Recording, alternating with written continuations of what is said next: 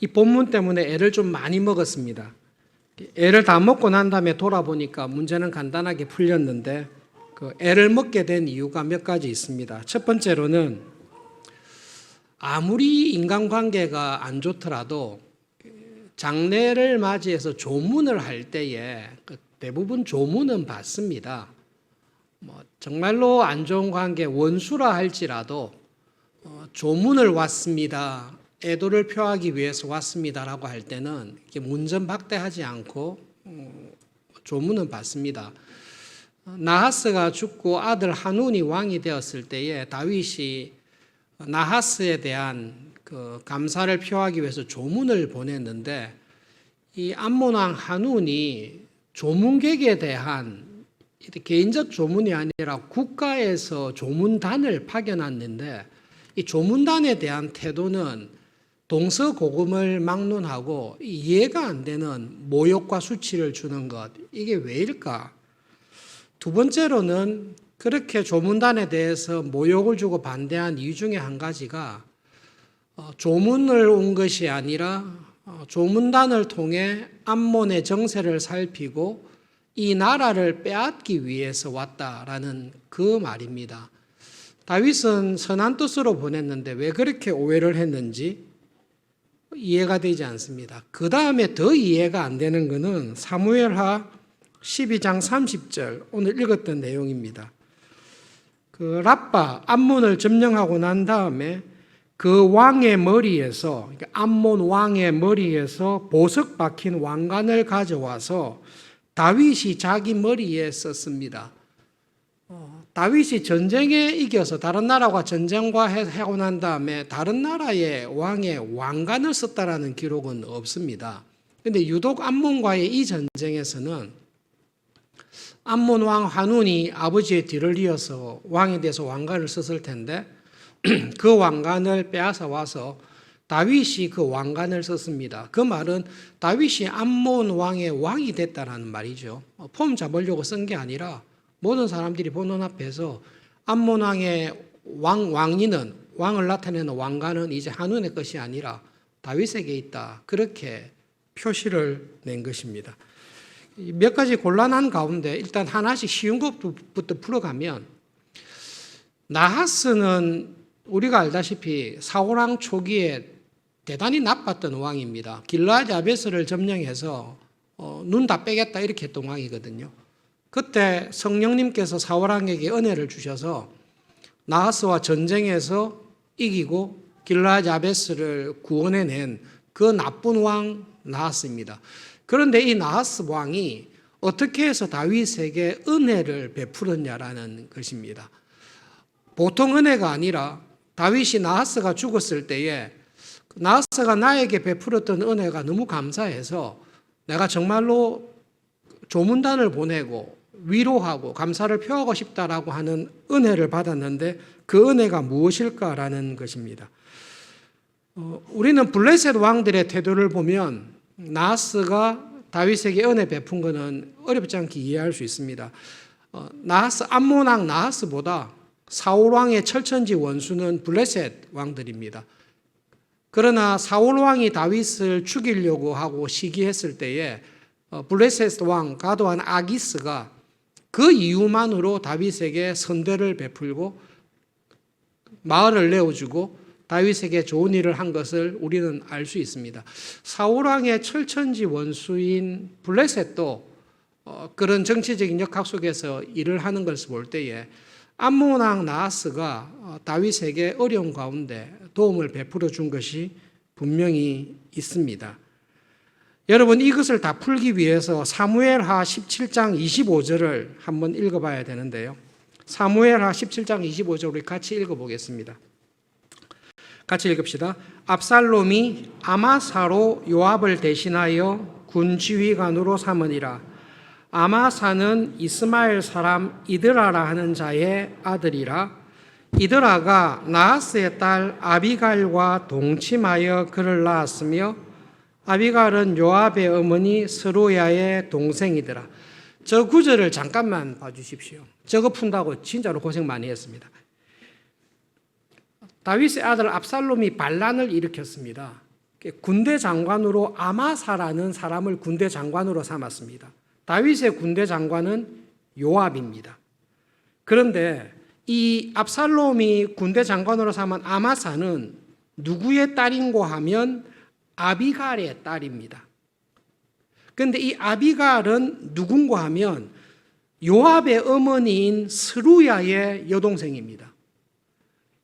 좀 이상하게 되는 거죠. 쉽게 설명하면 이런 겁니다. 그 다윗 왕가의 족보가 있는데요. 영상을 잠깐만 보겠습니다. 다윗 왕가의 가계도를 보시면 잘 보셔야 됩니다. 아버지 이새하고 어머니 사이에 아들이 8이 있습니다. 우리가 알다시피 엘리압, 아비나답, 시므이, 나다넬, 오셈, 라떼, 다윗이 8째 아들입니다. 성경에 기록된 이새의 딸들이 2명이 나옵니다. 하나가 스루야고 하나가 아비갈입니다. 그런데 스루야는 다윗의 누나 같습니다. 왜냐하면 스루야가 낳은 아들이 요압, 아비새, 아사엘인데 다윗의 군대 장관을 하는 걸 보면 다윗의 여동생이 낳았다기보다는 다윗의 누나가 낳았을 가능성이 크다고 보입니다. 그 다음에 아비갈이 이 스루야의 여동생으로 나옵니다. 스루야의 여동생인 아비갈이 낳은 아들이 아마사입니다. 그래서 결론은 어떻게 되죠? 이 아비갈의 어머니하고 스루야의 어머니하고 다윗의 어머니가 같은 사람입니다. 이렇게밖에 볼 수 없습니다. 그런데 이 다윗의 여동생이라고 생각되는 아비갈이 아버지가 누군고 하면 나하스의 딸이라고 되어 있습니다. 이게 이새의 딸 이렇게 되는 게 아니라 나하스의 딸이라고 되어 있습니다. 여기에 족보가 얽혀 있고 암몬 왕하고 관계가 있습니다. 나하스의 후계가 한운인데 한운은 아마 나하스의 아들이었을 것입니다. 그런데 이 다윗의 여동생인 아비갈도 이 나하스의 딸로 되어 있고 이 여동생이 낳았던 아들이 압살롬의 군대 장관이 되는 것입니다. 종교개혁자들이 구약 성경을 해석할 때에 유대인 랍비들의 주석들이나 미드라시를 참 많이, 미드라시는 관주 성경 같은 것입니다. 구약 본문 옆에 이렇게 쭉 해놨는데 유대인 랍비 가운데 탄후마라는 중세시대 어라운드의 랍비가 있습니다. 이 탄후마라는 랍비가 미드라시에 이 본문과 관련해서 기록을 해놓은 게 있습니다. 여러분 누누이 말씀드리는데 이게 500년 전 거 아니에요. 2, 3천 년 전 거예요. 그러니까 참고로만 하세요. 성경에 기록되어 있지 않은 바깥에 대해서는 우리가 할 수 있는 참고로만 하시면 됩니다. 참고로 하시는 의미에서 그냥 말씀을 드립니다. 사울 왕이 다윗을 죽이려고 애를 썼을 때 다윗이 사울 왕을 피해서 아버지와 어머니 가족들을 모압으로 피신시킵니다. 기억하시죠? 기억 안 하셔도 좋습니다. 그냥 피신시켰습니다. 피신시켰을 때 왜 모압으로 피신시켰습니까? 정조 할머니가 룻이에요. 그러니까 모압으로 가면 보호해 줄 거라는 기대를 가지고 모압으로 피신을 시켰습니다. 그런데 모압 왕이 다윗의 아버지와 가족들을 잘 보호한 것이 아니라 오히려 죽이려고 하는 일이 벌어졌습니다. 그때 다윗의 가족들이 모압 근처에 있는 암몬으로 도망을 해서 나하스에게 피신을 합니다. 그때 암몬 왕 나하스가 사울 왕의 원수라는 이유만으로 다윗의 가족들을 잘 보호해 줬습니다. 그때에 다윗의 여동생인 아비갈이 태어났을 것이다라고 추측을 합니다. 추측이에요. 그런데 이 상황을 참고로 해서 받았을 때에 지금 다윗이 조문을 보냈을 때에 나하스의 아들인 한우는 위기의식을 느낀 것입니다. 다윗이 단순히 조문 보낸 게 아니라 자기 여동생이 자기 아버지 나하스의 딸이면 이것을 빌미를 통해서 이 땅을 정탐하고 우리나라를 삼키려고 하는 게 아닐까라는 염려가 생긴 것입니다. 모든 장군들이 똑같이 이야기했습니다. 속지 마십시오. 다윗이 지금 아버지 나하스에게 받은 친절을 감사하려고 보낸 게 아니라 저 인간은 그런 사람 아닙니다. 정탐을 통해서 우리나라를 쳐들어와서 우리나라를 먹으려고 합니다. 그렇지 않아도 요즘 계속 팽창 정책을 쓰고 있는데 불안하고 염려스럽습니다라는 말을 이야기를 할 때에 한운과 암몬의 사람들이 결정을 한 것입니다. 이거는 위문이 아니다. 스파이다. 우리나라를 침공하고 왕위를 빼앗으려고 하는 것이다라고 결심을 한 것입니다.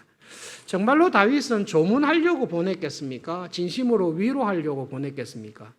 성경의 구조를 볼 수밖에 없는데 이 사건이 있기 전에 성경은 머비보셋 사건을 기록하고 있습니다.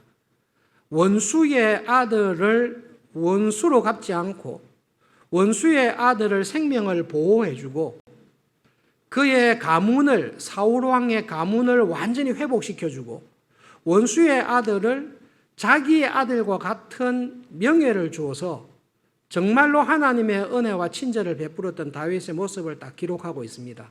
그 다음에 이어서 나온 게 암몬 왕 나하스의 조문을 기록하고 있습니다.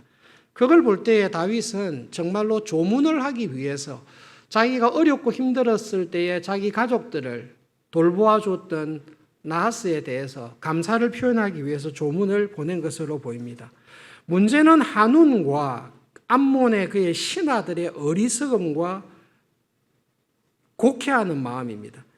여러분 정말로 한운이 혹은 그 암몬의 지도자들이 다윗이 보낸 조문객이 의심스럽다, 스파이다라고 했으면 다른 식으로 해결할 수 있는 방법이 있습니다. 그냥 조문은 받고 그래도 명목상 조문하러 왔다고 하니까 조문은 받고 땅을 염탐하지 못하도록 여러 가지 구실을 붙여서 딱 정탐하지 못하도록 해서 빨리 보내버리면 됩니다.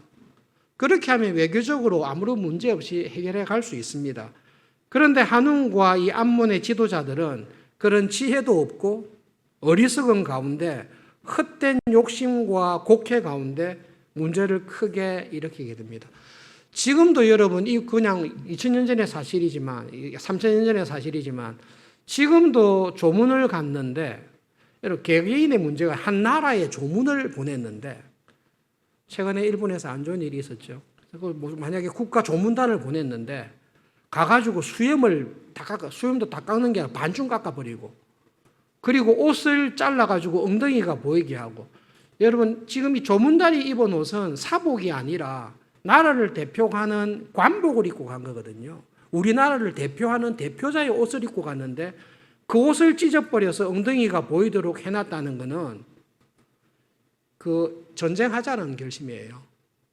이렇게 하면 전쟁이 날 거야 이게 아니라 이미 전쟁할 결심을 하고 그렇게 공식적으로 모욕을 준 것입니다. 이 사건을 가만히 들여다보면 이 한운이 누구 닮았는가 하면 르호보암 진짜 닮았습니다. 솔로몬이 죽고 난 다음에 북쪽 이스라엘 사람들이 좋은 왕이 되십시오. 아버지 솔로몬처럼 우리를 압제하는 절대 군주가 되지 마시고 하나님의 법에 따라서 정의를 실행하는 왕이 되어 주십시오. 그렇게 했을 때에 지혜로운 나이 많은 신하들은 그렇게 해야 됩니다. 그러나 같이 자랐던 철 모르는 40대의 동기들은 아버지 허리보다 내 새끼손가락이 굵다. 그런 이야기를 해서 백성을 제압해야 된다는 그 어리석음에 이스라엘 왕국이 쪼개진 것을 우리는 알고 있습니다. 여러분, 지도자의 자리에 있는 사람의 무지함이나 지도자의 자리에 있는 사람의 죄는 영향력이 정말로 큽니다. 가정에서 아이가 잘못한 것하고 가장이 잘못한 것은 차원이 다릅니다. 아이가 잘못하면 그 아이만 고생하겠지요. 뜨거운 주전자에 손을 댄다든지 먹지 말라는 것을 쥐약으로 놔둔데 요즘 먹겠지만 쥐약으로 놔둔 것을 맛있다고 먹더니 애가 큰일 나겠지요. 그런데 가장이 집안에서 가장으로서의 역할을 하지 않고 가장이 잘못된 욕심에 의해서 받은 모든 돈을 도박이나 엉뚱한 데 탕진을 해버리면 그 고통은 온 가족에게 다 오게 되는 것입니다. 교회도 마찬가지입니다. 교회에 하나님께서 기뻐하시는 목회자들, 장로들, 집사들, 권사님들을 세워놨을 때에 교회의 영적인 지도자들이 하나님의 말씀과 은혜 안에서 주님의 교회를 세워갈 때에 그 교회는 든든하게 하나님의 은혜 가운데 자라게 됩니다. 그러나 목회자가 장로와 집사와 권사의 직분을 받은 사람들이 죄 가운데 빠져 있거나 다른 생각을 하거나 나태하거나 게으름 가운데 있을 때에 그 직분자의 죄로 멈추는 게 아니라 그것이 그 교회를 병들게 하는 문제가 있습니다. 한운과 암몬의 지도자들이 큰 실수를, 잘못을 저지른 것입니다. 그래서 어떻게 됐죠? 나중에 전쟁 내용 보시면 수만 명의 젊은이들이 죽습니다.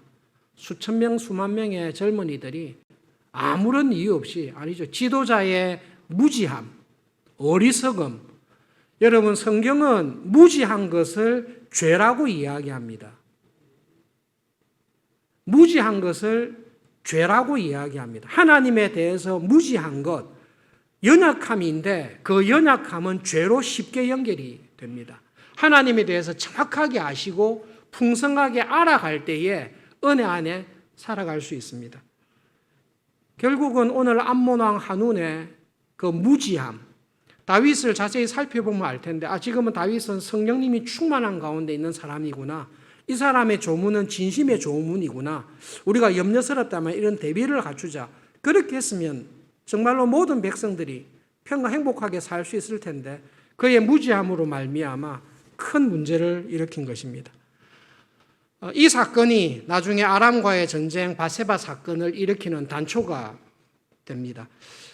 본문에서 이렇게 말하고 있는 것, 아람 왕의 곡해, 아람 왕의 무지함이 오늘 그러면 우리에게, 나에게 주는 하나님의 메시지가 무엇입니까? 신앙생활하면서 믿음으로 살아갈 때에 사람들과의 관계에서도 곡해하거나 오해하지 않으셔야 됩니다만은 하나님과의 관계에서 하나님을 오해하시거나 하나님을 곡해하시는 것 정말로 조심해야 됩니다. 도킨스라고 대표적인 영국의 무신론자가 있습니다.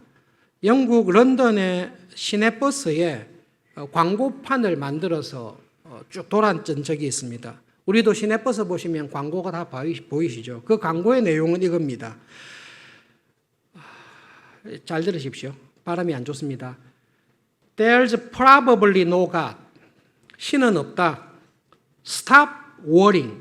걱정하지 마라. 지옥 갈 거 걱정하지 마라. 천국이 있다는 거 신경 쓰지 마라. Enjoy your life. 그냥 네 인생을 즐기면서 살아라. 신은 없습니다. 신이 있어서 지옥 가면 어떻게 할까? 천국 가서 복 받아야 될 때 어떻게 할까? 그런 쓸데없는 걱정은 그만두십시오. 그냥 여러분의 인생을 즐기면 됩니다. 그것이 무신론자들이 런던에 있는 버스를 통해 광고한 것입니다. 이 광고의 메시지는 분명합니다. 하나님은 여러분을 속박하는 사람입니다. 하나님은 여러분이 인생을 즐기는 것을 박탈하는 사람입니다. 그러므로 하나님이 있으면 여러분의 인생이 불행해집니다. 그러니 그런 하나님은 없다는 메시지를 기쁨으로 받으시고 지옥이나 천국에 대해서 염려하지 마시고 그냥 이 세상에서의 삶을 즐기면서 살아가십시오. 그것이 하나님에 대한 대표적인 곡해하는 것입니다. 자녀들 여러분, 학교를 마치고 집에 갔는데 아버지가 어머니가 여러분들에게 왜 숙제를 열심히 안 하냐고, 왜 공부하지 않냐고, 너는 왜 집에 와서 왜 컴퓨터 게임만 하고 온라인 게임만 하고 있냐고, 너는 왜 젊은 시절을 그렇게 허랑방탕하게 보내느냐고 이야기를 하는 부모님, 아버지와 어머니 이야기를 들을 때에 저런 아버지 없으면 좋겠다. 저런 꼰대 같은 어머니 없으면 좋겠다. 남편에게 잔소리하는 아내를 볼 때에 와, 진짜 아내만 없으면 내 인생이 정말 행복할 텐데. 이런 남편만 없으면 내가 진짜 인생을 즐기며 살 텐데. 여러분 정말로 부모님이 없으면 여러분의 인생이 더 자유롭고 행복해질 거라고 믿습니까? 잔소리하는 남편과 아내가 갑자기 사라져 없어지면 내가 마음껏 인생을 즐기며 남편이 있는 것보다 아내가 있는 것보다 더 행복한 삶을 살 것이라고 정말로 믿고 확신하십니까? 이 하나님에 대한 대표적인 오해를 했던 사람, 그로 말미암아 우리 모두를 불행하게 했던 대표적인 사람 중에 한 사람이 하와입니다. 하와는 하나님을 곡해했습니다. 우리가 다 알다시피 선악과 금령, 선악을 알게 하는 나무의 실과를 먹지 말라, 이 말씀을 하와는 곡해했습니다. 하와는 우리들하고 비슷합니다. 교인들하고 비슷해요. 하와는 낙원에 있습니다. 하와는 지옥에 있지 않고 낙원에 있습니다. 그런데 하와의 많은 시간을 하나님과 대화하지 않고 마귀와 뱀과 대화를 하는 시간에 많이 보내고 있습니다. 그래서 하와는 선악과 금령을 딱 들었을 때에 마귀가 곡해한 하나님을 믿은 것입니다. 하와야, 왜 선악과 만들어 놨는지 아냐? 그리고 만들었는데 왜 못 먹게 만든지 아냐? 그거는 네가 하나님처럼 그런 수준에 올라가는 것을 하나님이 싫어했기 때문에 금지한 거다. 그러니까 네가 저거 따먹어라. 따먹으면 네가 하나님처럼 된다.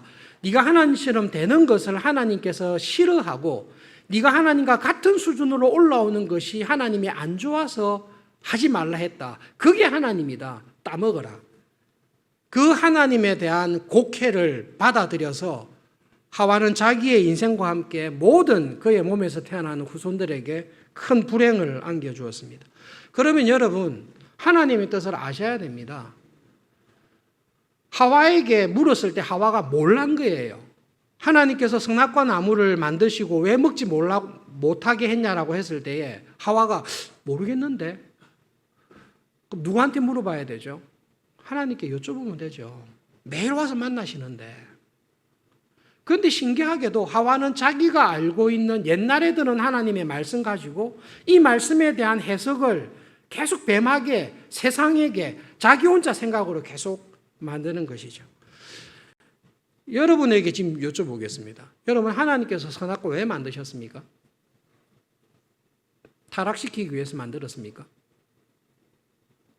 만약에 지금도 그렇게 생각하고 계신다면 여러분의 삶에 갑자기 불행이 찾아오거나 갑자기 예상치 못했던 질병이 오거나 갑자기 억울한 일을 당할 때에 여러분은 하나님을 하와처럼 생각할 것입니다. 아, 선악과를 둔 것은 내가 행복하게 되는 것을 싫어해서 그랬구나. 하나님은 내가 이 세상에서 건강하고 행복하게 사는 것을 싫어해서 질병을 주시고 환난을 주시고 억울한 일을 당하게 했을 것이다. 당연히 그렇게 생각할 것입니다. 그 길 말고는 길이 없습니다. 그러나 여러분, 창세기부터 계시록까지 하나님의 말씀을 쭉 배우는 가운데 선악과를 두신 게 타락시키기 위해서 주신 게 아니라 하나님께서 모든 것을 창조하시고 하나님께서 먼저 안식의 나라에 들어가셨구나. 안식의 나라에서 하나님은 지금도 일하고 계시구나. 그리고 우리를 하나님의 안식의 나라로 부르고 계시구나. 내가 에덴에서의 이 모든 일을 하나님의 말씀에 순종하고 하나님을 사랑함으로 이 땅에서 해야 될 일을 다 마치면 하나님께서는 이 땅에서 계속 죽도록 일시키는 게 아니라 하나님이 들어가 계신 그 안식의 나라에 나를 불러가시는 것이구나. 그러므로 선악과의 명령은 이것은 나를 타락시키기 위해 주신 게 아니라 이 땅에 계속 머물도록 주시는 것이 아니라 이 땅에서의 믿음의 삶을, 사랑의 삶을 살았을 때에 이 세상과 비교할 수 없는 하나님의 안식의 나라에 나를 데리고 가시기 위한 과정으로 두셨구나. 그리고 이 하나님의 나라에서는 또 하나님께서 일하고 계시듯이 또 영광스러운 일이 기다리고 있을 것이구나. 한 걸음 더 나가서 주일학교 때 항상 궁금한 게 그거잖아요. 하나님 들어오셔서 그때 뱀을 죽여버리시든지 들어오셔서 타락하지 않도록 막으시면 될 텐데 왜 그때 안 막으셨습니까? 왜 그때 내가 중요한 결정을 내릴 때 하나님 왜 안 막으셨습니까? 그러니 내가 지금 불행하지요. 그것은 하나님을 곡해하는 것입니다. 여러분, 우리는 악하지만 하나님은 하나님의 본성을 거스리지를 않으십니다. 하나님은 하나님의 선하심과 사랑을 한 번도 포기를 못하시는 하나님이십니다. 하나님께서 어떤 타락을 허락하시고 내한테 질병을 허락하시고 억울한 일을 허락하실 때는 이것을 통해서 하나님께서 더 큰 은혜를 주시겠다라는 하나님의 자신과 능력과 은혜가 있기 때문에 이것을 딱 허락하시는 것입니다. 이런 하나님을 정확하게 알고 있었던 사람 중에 한 사람이 요셉입니다. 창세기 46장 33절과 34절을 같이 읽어보겠습니다. 창세기 46장 같이 읽읍시다. 바로가 당신들을 불러서 너희들의 직업이 무엇이냐 묻거든 당신들은 이르기를 주의 종들은 어렸을 때부터 지금까지 목축하는 자들이온데 우리와 우리 선조가 다 그러하니이다 하소서. 애굽 사람은 다 목축을 가증히 여기나니 당신들이 고센 땅에 살게 되리이다. 저 구절을 자세히 보십시오. 우리는 요셉 이야기 다 압니다. 요셉이 지금 대통령처럼 5년간 총리하는 거 아닙니다. 10년간 총리하는 거 아닙니다. 요셉 80년간 총리했습니다. 80년간 총리했으면 아버지와 가족들이 왔을 때 하나님께서 주신 최고의 권력, 최고의 지위, 최고의 부귀 영화를 다 누리고 있을 때입니다. 모든 사람이 요셉의 탁월함을 다 인정하고 있을 때입니다. 그러면 아버지와 형제와 자매들, 아들과 손자들을 이집트의 요직의 자리에 가장 부유한 마을에 가장 성공하는 자리에 놔두는 것은 당연할 것입니다. 그런데 여러분 요셉은 하나님의 선하심과 섭리를 깨달은 사람입니다. 13년간 죽을 고생을 하면서 하나님께서 왜 요셉의 잘못도 분명히 있죠. 싸가지 없이 행동한 거 분명히 있죠. 그러나 형들이 자기를 죽이려고 했던 그 진짜 잊지 못하는 그 복수심, 이 모든 것들을 시편에 보시면요. 쇠사슬이 요셉의 영혼을 꿰뚫고 갈 정도로 고통 속에서 13년을 살았습니다. 그리고 하나님의 은혜 가운데 이때까지 자기 삶에 일어났던 모든 은혜와 억울함과 축복이 내가 도무지 생각 못했던 하나님의 섭리와 선하심과 사랑이었다라는 것을 요셉은 이때 확실하게 깨닫고 있습니다. 그래서 형들에게 딱 두 가지 이야기를 합니다. 바로를 만나시면 두 가지 말을 하십시오. 1번, 우리는 이 땅에 잠시 있다가 갑니다. 제일 먼저 그 이야기 하라 그래요. 바로를 만나면 우리는 이 땅에 기근으로 잠시 피하러 왔습니다. 그러므로 기근이 마치면 갈 것입니다라고 분명히 이야기하십시오. 두 번째, 이집트 사람은 목자들, 짐승 치는 사람들을 가증히 여기고 싫어합니다. 우리들은 양을 치는, 가증히 여기는 목자라고 이야기하십시오. 대대손손 양을 치는 사람이라고 이야기하십시오. 그러면 당신들을 뚝 띄워놓으실 것입니다. 그것이 요셉이 하나님의 은혜 가운데 하나님의 축복을 정확하게 이해한 것입니다. 70명, 몇백 명, 몇천 명밖에 안 되는 사람을 이집트의 좋은 곳에, 기름진 음식에, 풍요로운 땅에, 높은 관직에, 좋은 집에, 부귀 영화에 놔두면 이 사람들은 그냥 이집트 사람 가운데 없어집니다. 하나님의 나라가 없어집니다. 요셉은 자기 삶에 일어났던 모든 축복과 불행이 하나님께서 왜 이것을 허락하셨는지를 알고 왜 지금 이집트로 보냈는지조차도 요셉은 정확하게 알고 있습니다. 그래서 하나님께서 주신 이 환난이나 질병이나 형통이나 부귀 영화 권력을 하나님의 마음을 정확하게 알고 이렇게 해야 된다는 것을 우리들에게 보여주고 있습니다. 요셉의 한 말은 우리에게도 딱 적용됩니다. 여러분, 우리는 이 땅에 잠시 왔다 갑니다. 10년이 남은 분도 있고 80년이 남은 사람도 있겠지만 우리는 잠시 왔다가 갑니다. 그리고 우리가 이 땅에서의 삶을 마치고 하나님 앞에 딱 서게 될 것을 우리는 압니다. 하나님은 우리가 이 땅에서의 믿음으로 살았는지 아니면 어떻게 살았는지를 선악간에 판단하시고 행위대로 하나님의 안식의 나라에 행위대로 우리를 하나님의 형벌 가운데 가르실 것을 우리는 알고 있습니다. 우리는 하나님의 은혜 가운데 이 예배의 자리에 왔다는 것을 알고 있습니다. 여러분, 하나님을 곡해하지 마시고 하나님을 정확하게 아셔야 됩니다. 그냥 하나님이 계신다, 천국과 지옥이 있다 이렇게 하는 것이 아니라 하나님께서 나를 이 땅에 왜 이 시기에 보내셨는지, 지금 나에게 왜 이런 은혜와 축복과 환난과 질병과 어려움을 주셨는지를 하나님의 눈으로 잘 아셔야 됩니다. 하와처럼 마귀의 사탄의 말을 들어서 하나님을 곡해하시면 안 됩니다. 정확하게 아셔야 됩니다. 하나님 왜 우리에게 코로나를 허락해 주셨습니까? 다 모르지요. 어떻게 하나님의 섭리를 다 알겠습니까?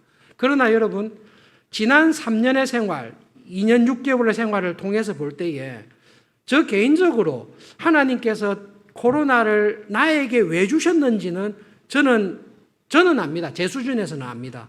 그리고 그 하나님의 은혜에 대단히 감사하고 있습니다. 하나님의 뜻을 하나님께서 왜 코로나를 주셨는지, 왜 우리 가정에 내 삶에 이러한 일들을 허락하셨는지를 말씀을 통해 기도를 통해 하나님의 음성을 들으심으로 하나님께서 이래서 나를 지금 이 자리에 두셨구나. 그것을 아셔야 됩니다. 그렇지 않고 자기 소견에 좋을 대로 살아가시면 사사시대의 교회들처럼 하와처럼 믿음의 길을 걷지 못하게 되는 것입니다. 그래서 여러분, 하나님의 본심을 알고 하나님의 뜻을 아시기 위해서 권하는 것이, 곡해하지 마십시오. 오해하지 마십시오. 하나님의 말씀을 귀 기울여서 잘 들으십시오. 지난주에 성김이들하고 오랜만에 예배당에서 모여서 이야기 나누면서 부탁한 것이 있습니다. 서울중앙교회 교인으로 살아가는 동안에 모든 교인이 최소한 성경을 1년에 1독은 하자. 여러분, 성경 1년에 1독 하면 성경이 다 풀립니까? 그렇지 않습니다. 그렇지 않습니다. 여러분, 작정하고 성경만 팁다 배워도 10년, 20년 걸려도 하나님의 뜻을 다 알기 어렵습니다. 그러나 여러분, 그래도 하나님께서, 성령님께서 우리의 약함을 아시고 어린아이 때는 어린아이에게 가르쳐 주시는 은혜가 있으니까 그래도 성경을 1년에 1독은 하자. 그런데 이것을 개인에게 맡기지 말고 소그룹 모임에서 격려해 주셨으면 좋겠습니다. 성김이 여러분, 소그룹 식구들을 격려해 주십시오. 최소한 1년에 1독은 하도록 격려해 주십시오. 잔소리는 제가 하겠습니다. 성김이들은 격려해 주십시오. 그리고 그 소그룹의 식구들이 1년에 1독 다 하면 시상을 정말 하면서 격려해 주면 좋겠습니다. 여러분, 하나님의 은혜는 폭포수와 같이 쏟아지지만 그 은혜를 받는 그릇이 종지만 하면 폭포수는 받았는데 내한테 남은 것은 내가 준비한 그릇밖에 안 됩니다. 이 그릇이 커져야 하나님의 은혜가 내 마음과 생각을 사로잡습니다. 82년도에 대학 들어가서 처음 큐티를 배웠고 그때 이후로 특별한 일이 없으면 큐티를 매일 했습니다. 처음에 10분 하는 게 어려웠습니다. 10분씩 큐티를 일주일 하면 엄청난 일을 했다고 저는 생각이 들었습니다. 그게 정말 몇십 년 지났죠. 큐티를 하면서 그 다음에 성경 공부가 재미있어서 성경을 공부하니까 오베아다라는 게 성경에 있다는 걸 그때 알았습니다. 친구가 이 바다 저 바다는 들었지만 오바댜가 있다는 건 처음 들었다고 할 정도로 오베아다를 몰라도 신앙생활 잘했습니다. 이사야를 몰라도 신앙생활을 잘했습니다. 근데 여러분, 이사야를 보고 나니까 욥기를 제대로 공부하고 나니까 내가 이전에 알았던 하나님이 사라지고 하나님 이런 분이시구나. 믿음대로 살고 말씀과 기도와 교회를 열심히 하면 무조건 성공하고 잘 될 줄 알았는데 욥을 보니까 이런 하나님은 기대도 안 했고 이런 하나님은 만나기도 싫은 하나님이 욥기에 있는 거예요. 그래서 욥기를 읽다 보니까 어떻게 되죠? 하나님, 욥과 같이 사는 게 복이라는 것을 알겠습니다. 그 눈을 가지고 창세기부터 다시 보니까 믿음으로 살았던 사람 가운데 이 땅에서 고난과 환난과 역경과 억울함을 안 당하고 살았던 믿음의 사람은 한 사람도 없다는 것을 알게 되었습니다. 최고로 믿음 생활 잘했던 예수님을 보십시오. 예수님의 삶이 욥이 당한 고난보다 더 큰 고난을 당하시는데 그 고난 가운데 있는 예수님은 하나님을 곡해하지 않습니다. 그 욥은 하나님을 향하여 든든한 믿음을 갖고 있듯이 예수님께서 가지고 있는 어떻게 하나님이 내한테 십자가를 줄 수 있습니까? 라고 했을 때에 그 예수님께서 말씀과 기도를 통해 발견한 그 하나님은 하나님, 자신은 없지만 십자가를 주시면 하나님의 선하심과 은혜를 저는 믿습니다. 이 믿음의 자리로 우리를 불러가는 것입니다. 서울중앙교회에서 함께 신앙생활 하시는 여러분, 하나님을 곡해하지 않기 위해서는 하나님을 아셔야 됩니다. 근데 하나님을 아는 길은, 최고로 중요한 길은 하나님이 주신 길인데 성경을 주신 것입니다. 성경을 통해 하나님을 체험하시고 아셔야 됩니다. 그리고 여러분, 하나님을 아시기 위해서 하나님을 만나셔야 됩니다. 기도의 자리에 나오셔서 하나님께 기도하심으로 살아계신 하나님을 체험하시기를 바랍니다. 왜 정교인 기도회가 있음에도 불구하고 금요 기도회를 만들었는지 아시죠? 한 달에 한 번 정교인 기도회만 있을 때에 기도하고 싶은데 정교인 기도회에 빠지면 2달에 한 번 와야 됩니다. 또 중요한 일이 있어서 또 못 오면 3달에 한 번 교회 와서 기도합니다. 기도를 못하는 거지요. 기도를 못합니다. 하나님의 교회는, 예수님께서 세우시고 재림하실 때까지 하나님의 교회는 말씀과 기도가 살아있는 교회를 통해 은혜를 주십니다. 그것은 여러분, 사도 바울이 모세가 목회를 해도 그 교회의 교인들의 삶 가운데 말씀과 기도가 살아있는 교회가 하나님을 경험하는 교회가 됩니다. 개인적으로 골방에서 집에서 기도하실 수 있습니다. 그러나 여러분, 주님 앞에 2-3사람이 교회로 모여서 기도하는 기도가 살아있을 때에 하나님께서는 그 교회에, 그 교인들에게 은혜를 베푸신 것은 교회의 역사를 통해 너무나 분명한 것입니다. 그래서 여러분, 금요일 날 매주 밤 9시에 시간 될 때마다 언제든지 오십시오. 정교인 기도에 참석하지 못하면 최소한 한 달에 한 번은 금요일 날 밤 9시에 교회 와서 하나님 앞에 기도하십시오. 기도해야 될 제목들이 얼마나 많이 있습니까? 안 해서 문제지 할 일이 천지입니다. 제가 간절히 원하는 것은 하나님께서 은혜를 주셔서 원근 각지에서 여러분 서울중앙교회 교인으로 살아가시는 동안 매주 금요일 밤 9시에는 자녀들의 손을 붙들고 부부가 함께 이 기도의 자리에 오셔서 어렵고 힘든 것을 하나님께 다 말씀드리고 찬송을 통해 힘을 얻고 말씀을 통해서 다시금 힘을 얻고 기도를 통해 성령님을 경험하면서 살아가는 교회가 되시기를 정말로 바랍니다. 코로나를 통해 하나님께서 저에게 깨닫게 해주신 것, 하나님께서 허락하시고 우리 서울중앙교회를 섬기는 동안 하나님의 말씀이 살아있는 교회가 되게 해주십시오. 이 말씀이 소그룹을 통해서 풍성하게 나누어지는, 소그룹에서 소셜하게 만나가는 것이 아니라 소그룹 모임 때마다 내 속에 있는 기도의 제목들이 나오고 그 기도의 제목이 소그룹을 통해서 응답이 되는 말씀이 살아있고 교제가 있는 교회가 되게 해주십시오. 또 한 가지, 하나님, 우리 교회 금요 기도회에, 정교인 기도회에 모든 교인들이 손을 잡고 이 기도의 자리에 나와 하나님의 은혜를 경험하는 기도가 살아있는 교회가 되게 해주십시오. 이런 남편하고 내가 사는가 봐라, 이런 잔소리하는 아내하고 사는가 보라 하다가도 금요일 저녁이 되면 원수를 사랑하라는 말씀을 기억하면서 남편과 아내의 손을 굳게 붙들고 이 자리에 오셔서 기도하는 가운데 원수를 사랑할 수 있는 은혜를 경험하는 그런 교회가 되도록, 그게 제가 우리 서울중앙교회를 섬기면서 다음 후배에게 넘겨주기 전까지 해야 될 사명이다. 그것을 주님께서 분명하게 말씀해 주셨습니다. 만약에 하나님께서 이 은혜를 빨리 주시면 그 다음에 나가야 될 길을 또 주시겠죠. 그죠?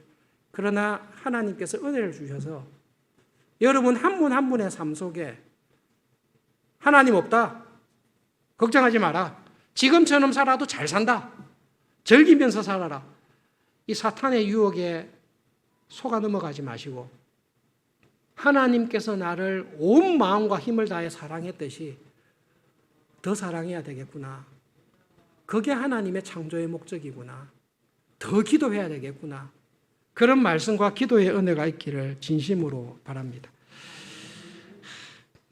시간 관계상 여러분 가스펠송 한 개 같이 부를 텐데요. 영상을 띄워주세요. 신은 없다, 걱정하지 말고 인생을 즐기라. 아니요, 우리는 하나님이 계십니다.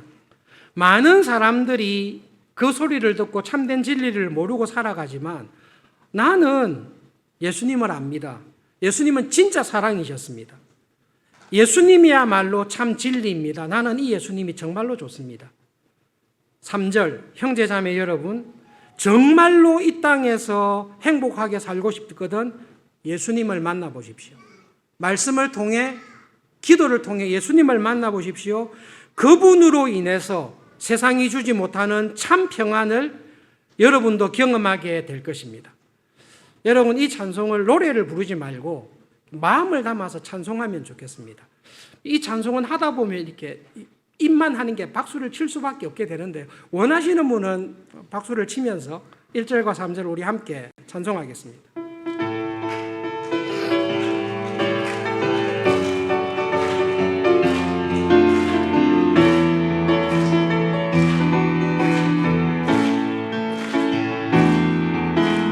많은 사람들 참된 진리를 모른 채 주님 곁을 떠나갔지만 내가 만난 주님은 참 사랑이었고 진리이고 소망이었소. 난 예수가 좋다오. 난 예수가 좋다오. 주를 사랑한다던 베드로 고백처럼 난 예수를 사랑한다오. 형제자매여 참된 행복을 찾거든 예수님을 만나보세요. 그를 인하여 참 평안을 얻으며 나와 같이 고백할 거요. 난 예수가 좋다오. 난 예수가 좋다오. 주를 사랑한다던 베드로 고백처럼 난 예수를 사랑한다오.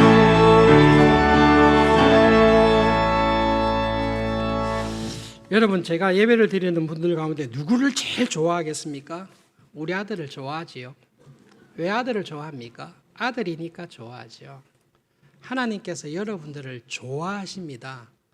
왜냐하면 여러분을 아들, 딸 삼으셨거든요. 하나님 저를 그렇게 좋아하시는 것 압니다. 저도 하나님을 그렇게 좋아하면서 살아가는 은혜를 주십시오. 우리 교회가 그런 교회 되게 해주십시오. 말씀을 기억하면서 함께 기도하겠습니다.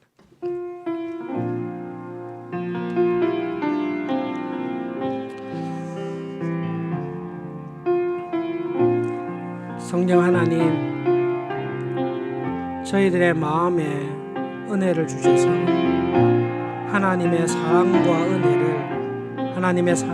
은혜를 깨닫게 해주십시오.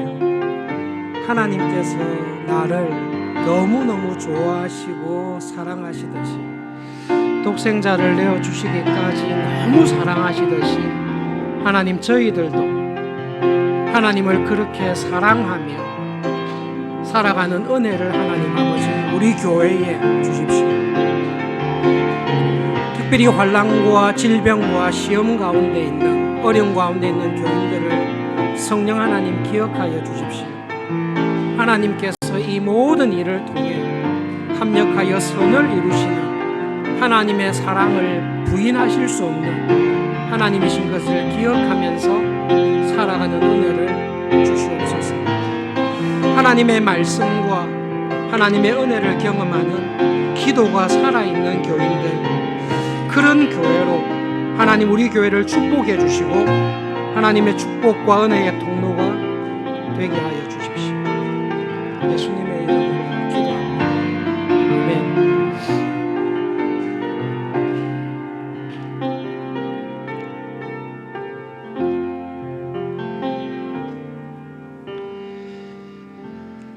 하나님 아버지, 우리가 자녀들을 못나든 부족하든 열등해 보이든 아무런 이유 없이 우리가 자녀라는 이유만으로 나의 모든 것을 다해서 사랑하듯이 하나님 저를 그렇게 사랑하시는 것을 이 시간 기억하며 감사합니다. 이번 한 주간 우리들도 하나님께서 나를 사랑하시는 그 사랑으로 하나님을 사랑하며 저는 예수님이 정말로 좋습니다. 저는 하나님이 정말로 감사합니다. 그 마음으로 믿음으로 이 세상을 살아가는 한 주간이 되게 해 주십시오. 예수님의 이름으로 기도합니다. 아멘.